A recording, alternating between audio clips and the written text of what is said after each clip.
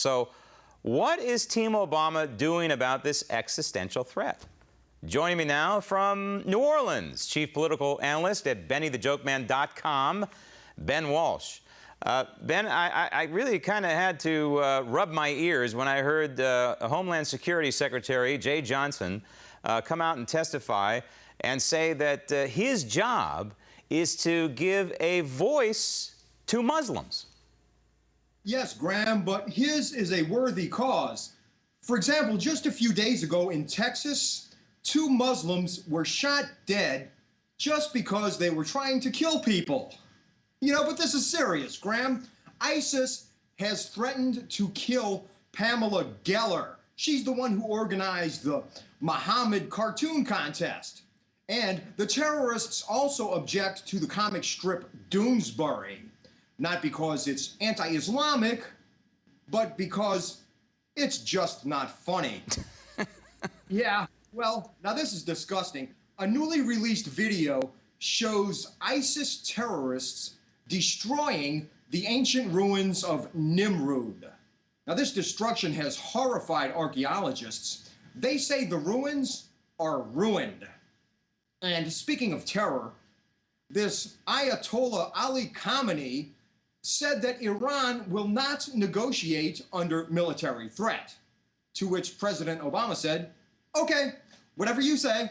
Well, without a doubt, Ben, the next president of the United States is going to have a mess on his or her hands to clean up overseas, foreign policy-wise, domestically with an $18 trillion national debt and growing. But the 2016 presidential race, well, it's taking shape. Yes, it is. For example, the presumptive Democratic nominee is pear-shaped. But seriously, Graham, Vermont Senator Bernard Sanders, an avowed socialist, is running for president. He doesn't have much of a chance, though, because this country hasn't elected a socialist since 2008. You know what I mean?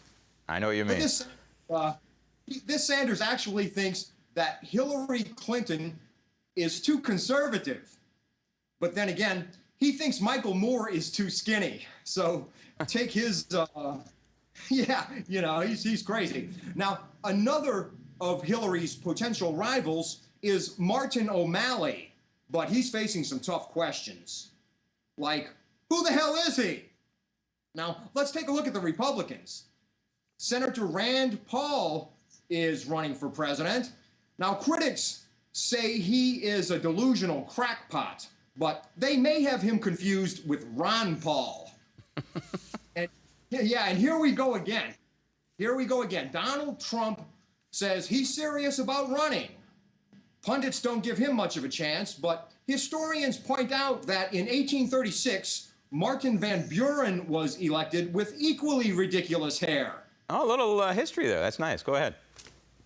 Yeah, okay. You might have seen this. Chuck Norris has endorsed Mike Huckabee, but that will not influence my vote. The last time I took advice from Chuck Norris, I got stuck with the total gym. Yeah, now let's summarize here. All I can say is that whoever replaces President Obama will have some big golf shoes to fill. That's putting it mildly, 200-plus rounds and counting. I think Teddy Roosevelt would be jealous. Now, this president, the 44th president, has admitted he has smoked dope. It was in one of his many autobiographies that are out there collecting dust on bookshelves. And I suppose he'd be happy to hear that many state governments are now considering relaxing marijuana laws. Yes, Graham. See if you can comprehend this. In Colorado, lawmakers have passed legislation that would make medical marijuana legal in schools. The governor is expected to sign the bill, and students are already lining up to see the school nurse. I'll tell you, it's crazy. My question is, Graham, if these kids smoke medical marijuana on the playground, does that make it recreational marijuana? Good question, but this country's going to pot, let's face it. You won't believe this. In Nevada, a lawmaker has introduced a bill that would make medical marijuana allowed for pets. Now, legal medical marijuana for pets, veterinarians say there can be side effects. For example, some dogs stop playing fetch and they start playing Pink Floyd. Yeah, you laugh, but this is a bad idea, this medical marijuana for pets, Graham, because one time my dog tried weed and he ate 10 bags of Beggin strips. Canine munchies, so what do you expect? Now, the mainstream media is gobbling up this deflate gate thing with Brady, who I think is a cheat, should be excommunicated from the league. That's another story, because I think there's a silver lining to all this. Well, yes, Graham, you know, this is refreshing. Finally, at long last, a scandal that doesn't involve the Clintons, right? You know what I mean? Now, look, President Obama said that Hillary would make an excellent president, and maybe she would, compared to him. Now, this is interesting. Since declaring her candidacy on April 12th, Hillary has taken only 7 questions from reporters. But in her defense, she has only told 7 lies. Credibility is an issue, Graham. You know that as a newsman. And according to a new poll, 47% of Americans think Hillary is dishonest, which explains her new Secret Service code name, Bill Clinton. Go on. Yeah, as you know, Graham, I abhor gossip. But according to the Globe, the feud between Hillary and Michelle Obama is blowing up. This puts the president in a difficult position because, truth be told, he can't stand either one of them. Now, let's finish off, if we can, Graham. I know you like riddles.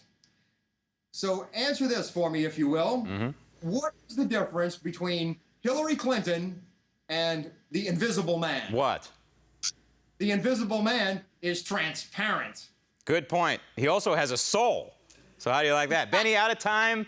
Thanks as usual, and be careful down on Bourbon Street.